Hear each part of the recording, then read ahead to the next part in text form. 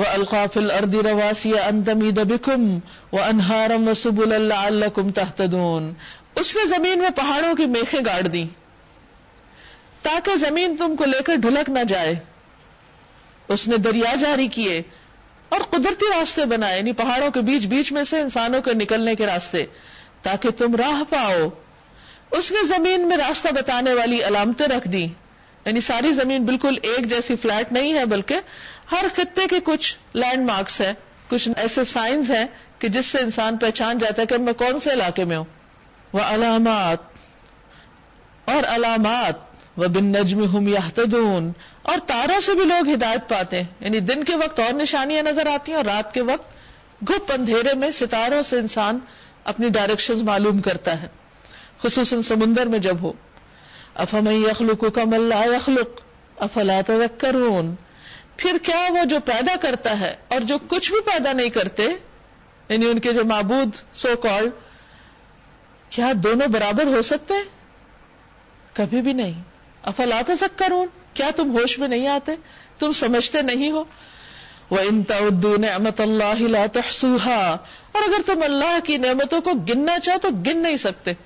یہ تو صرف موٹی موٹی چند چیزیں جو تم ہر روز دیکھتے ہو وہ تمہیں دکھائی جا رہی ہیں. ایک تو نا انسان دیکھتا ہے اور پھر ایک اس کو دکھایا جاتا ہے کہ دیکھو ان چیزوں پر غور کرو. نبی صلی اللہ علیہ وسلم کائنات کے اندر غور و فکر کرتے. صحابہ کہتے ہیں کہ اگر ایک پرندہ بھی اڑتا تو آپ اس میں سے بھی کوئی نہ کوئی سبق ہمیں نکال کے بتاتے. ہر چیز میں غور و فکر کرتے. ان اللہ لغفور الرحیم، حقیقت یہ ہے کہ اللہ بڑا ہی درگزر کرنے والا اور رحیم ہے. واللہ یعلم ما تسرون وما تعلنون، اور اللہ جانتا ہے جو تم چھپاتے ہو اور جو تم ظاہر کرتے ہو، اعلان کرتے ہو.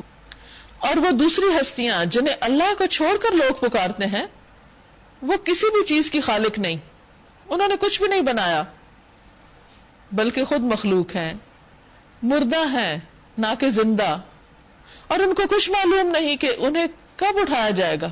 یعنی اس سے پتہ چلتا ہے کہ یہاں ان معبودوں کی تردید کی جا رہی ہے کہ جو کبھی زندہ تھے پھر مر گئے تو لوگوں نے ان سے اپنی حاجتیں پیش کرنا شروع کر دی ان کے آگے اور ان سے دعائیں کرنے لگے، حتیٰ کہ بعض لوگ ان کے آگے سجدے بھی کرنے لگے، ان کی قبروں پہ سجدے کرنے لگے. تو فرمایا کہ انہوں نے کیا پیدا کیا ہے، وہ کس چیز کے مالک ہیں، تم ان کے آگے کیوں ہاتھ پھیلاتے ہو، ان سے کیوں باتیں کرتے ہو، ان سے کیوں مانگتے ہو؟ ان کو تو اپنا بھی مستقبل نہیں پتا، تمہارا کیا بنائیں گے؟ الہکم الہ واحد، تمہارا الہ بس ایک ہی الہ ہے، ایک جس نے پیدا کیا، جو رزق دیتا ہے، جو زندگی دیتا ہے، جو موت دیتا ہے، اور جس کے پاس جا کر اپنی ساری زندگی کے اعمال کا حساب دینا ہے. کیونکہ انسان کے قدم میدان حشر سے ٹل نہ سکیں گے جب تک کہ وہ چند سوالوں کے جواب نہ دے دے جن کی تفصیلات احادیث میں آئی ہیں. فالذین لا یؤمنون بالآخرۃ قلوبهم منکرۃ وهم مستکبرون، مگر جو لوگ آخرت کو نہیں مانتے ان کے دلوں میں انکار بس کر رہ گیا ہے اور وہ گھمنڈ میں پڑ گئے. اللہ یقیناً ان سب کے کرتوت جانتا ہے، چھپے ہوئے بھی اور کھلے ہوئے بھی. وہ ان لوگوں کو ہرگز پسند نہیں کرتا جو غرور نفس میں مبتلا ہوں. یعنی اللہ تعالیٰ کو تکبر کرنے والے بھی پسند نہیں. تکبر دو طرح کا ہوتا ہے، ایک ہوتا ہے جو بندوں کے مقابلے میں کیا جاتا ہے اور ایک وہ ہوتا ہے جو اللہ کے سامنے کیا جاتا ہے. بندوں کے سامنے تو انسان مال و دولت اور دنیاوی چیزوں کے ساتھ تکبر کرتا ہے کہ میں تم سے بہتر ہوں، لیکن اللہ سبحانہ و تعالیٰ کے سامنے اس کا کیا معنی ہے؟ یعنی اللہ کی بات نہ مان کر، یعنی اللہ تعالیٰ کا جو بھی علم ہے یا جو بھی حکمت ہے انسان کی اس کے مقابلے میں کتنی کا عقل ہے، کیا سمجھ ہے، کیا علم ہے.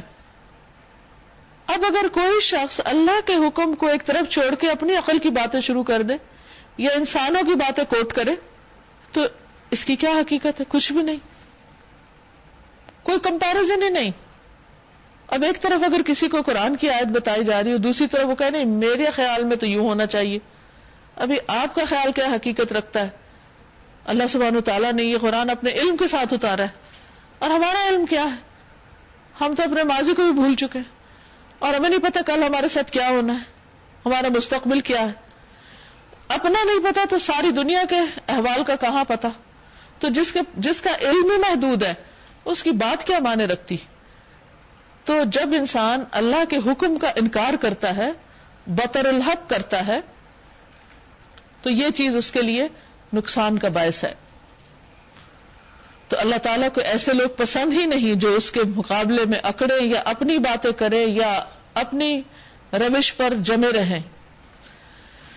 اور جب کوئی ان سے پوچھتا ہے کہ تمہارے رب نے کیا چیز نازل کی ہے، تو کہتے ہیں اجی وہ تو اگلے وقتوں کی فرسودہ کہانیاں ہیں، پرانے قصے کہانیاں. یہ باتیں وہ اس لیے کرتے ہیں کہ قیامت کے روز اپنے بوجھ بھی پورے اٹھائیں اور ساتھ ساتھ کچھ ان لوگوں کے بوجھ بھی سمیٹیں جنہیں جہالت کی بنا پر یہ گمراہ کر رہے ہیں. یہاں یہ بات یاد رہے کہ انسان کو جس چیز کا علم نہ ہو وہ دوسرے کو نہ بتائے، کیونکہ اگر وہ شخص اس جہالت کی بنا پر بتائی ہوئی بات پہ چلے گا تو وہ جو بھٹکے گا اس کی ذمہ داری بھی بتانے والے پہ پڑے گی. دیکھو کیسی سخت ذمہ داری ہے جو یہ اپنے سر لے رہے ہیں. ان سے پہلے بھی بہت سے لوگ حق کو نیچا دکھانے کے لیے ایسی مکاریاں کر چکے ہیں. تو دیکھ لو کہ اللہ نے ان کے مکر کی عمارت جڑ سے اکھاڑ پھینکی، یعنی ان کو تباہ و برباد کر دیا، اور اس کی چھت اوپر سے ان کے سر پر آ رہی، اور ایسے رخ سے ان پر عذاب آیا جدھر سے اس کے آنے کا ان کو گمان تک نہ تھا. وہ اپنے آپ کو محفوظ سمجھتے تھے، لیکن جب عذاب آیا تو کہیں بھاگ کر بھی نہ جا سکے.